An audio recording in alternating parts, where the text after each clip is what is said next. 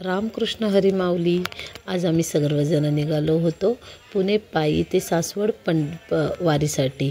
आमचा हा दरवर्षीचा नित्यनियम आहे. माऊली पुण्यात आली की आम्ही सर्वजण मिळून माऊलींना सोडण्यासाठी सासवडपर्यंत जातो. आमचा हा सगळा ग्रुपच आहे. माझी बहीण, माझे वहिनी, माझे भाच्या असे आम्ही सगळेजणी मिळून जातो. आम्ही हडपसरपासून सुरुवात केली होती. तुम्ही बघू शकता काय हडपसरला यात्रेचं रूप आलेलं होतं. प्रत्येकाच्या तोंडात माऊली, माऊलींचाच गजर, रामकृष्ण हरी माऊली. काय नावच नाही दुसरं, प्रत्येक व्यक्तीचं नाव एकच, माऊली माऊली. माऊलीचा गजर चालू होता. कोणी आपल्या लहान मुलाला छान माऊलींचं रूप करून सजवलेलं होतं. काय सुंदर ते बाळ दिसत होतं. योगानुयोगे खूप सुंदर ती मूर्ती दिसत होती माऊलींची. लहान मुलामध्ये अगदी माऊलींचं रूपच दिसत होतं, विठ्ठलाचं. एवढा सुंदर ते बाळ दिसत होतं. हातात भगवी पताका धरून दिंड्या निघाल्या होत्या पंढरपूरच्या दिशेने. सगळ्यांचा एकच ध्यास होता पांडुरंगाला भेटण्यासाठीचा. पांडुरंगाच्या भेटीची आतुरता त्यांना लागली होती. तुम्ही बघू शकता की हडपसरमध्ये आल्यानंतर सगळीकडे इथं स्टॉल लागलेले होते, पण इतकी प्रचंड गर्दी असल्यामुळे ना की ते स्टॉलसुद्धा दिसत नव्हते. फायनली आम्हाला माऊलींची पालखी रथ भेटला. माऊलींचा रथ पुढे, आम्ही पाठीमागे, अशा स्वरूपाने आमचं हे पायी वारी आमची चालू होती. मागे पुढे करत आम्ही निघालो.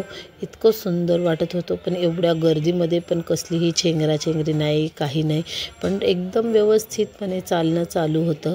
सगळ्यांच्या हातात भगव्या पताका होत्या. कुणाच्या हातात डोक्यावर विठ्ठल रखुमाई, कुणाच्या हातात डोक्यावर तुळस, अशा प्रकारे चालू होतं. त्यानंतर आम्ही आलो घाटाच्या पायथ्याशी. घाट चढायला सुरुवात करायच्या आधी माऊलींच्या रथाला 7 ते 8 बैलांच्या जोड्या लावल्या जातात. त्या बैलजोडी बघण्याच्या इतकी भव्यता असते ना की विचारच करू नाही शकत आपण. इतकं सुंदर वातावरण पण होतं घाटामधलं.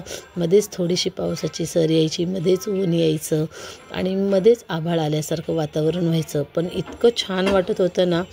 बघा घाटामध्ये सगळीकडे छोटे छोटे धबधबे पण होते. लोकांना धबधबेपाशी थांबवून फोटो काढू, सेल्फी काढू, काय काय करू असं झालं होतं.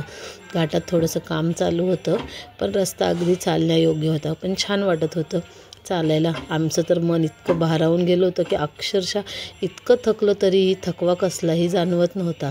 एवढं सुंदर वाटत होतं मग घाटामध्ये चालण्यासाठी. आम्ही घाटाच्या मध्यभागी आल्यानंतर जरा थोडा थकवा जाणवला, पण रामकृष्ण हरीचा गजर करत करत निघाल्यानंतर एवढं छान वाटत होतं की पूर्ण थकवा दूर झाला ना. हळूहळू घाटाच्या वर आलो तर तेव्हा बघतो तर काय पांडुरंगाची मूर्ती इतकी सुंदर. पांडुरंग जसे काय सगळ्या भक्तांची वाट बघत आहे आपल्या आतुरतेने, आणि कधी माझी भक्त येतात आणि मला भेटतात ते, अशी जी मूर्तीची विलोभनीय देखावा आहे. खूप इतकं सुंदर वाटत होतं ना दृश्य की विचार करू शकत नाही. आमचा तर ते पांडुरंगाची मूर्ती बघून पूर्ण थकवा दूर झालेला होता. आणि अशा पद्धतीने नंतर मग हळूहळू आम्ही पुढे सासवडकडे पुढे सरकत राहिलो. एवढा अंधार झाला होता, पण बघा त्याच गतीने माऊलींचा रथ पुढे चालला होता. त्याच गतीने सर्व भक्तही चालत होते भरभर.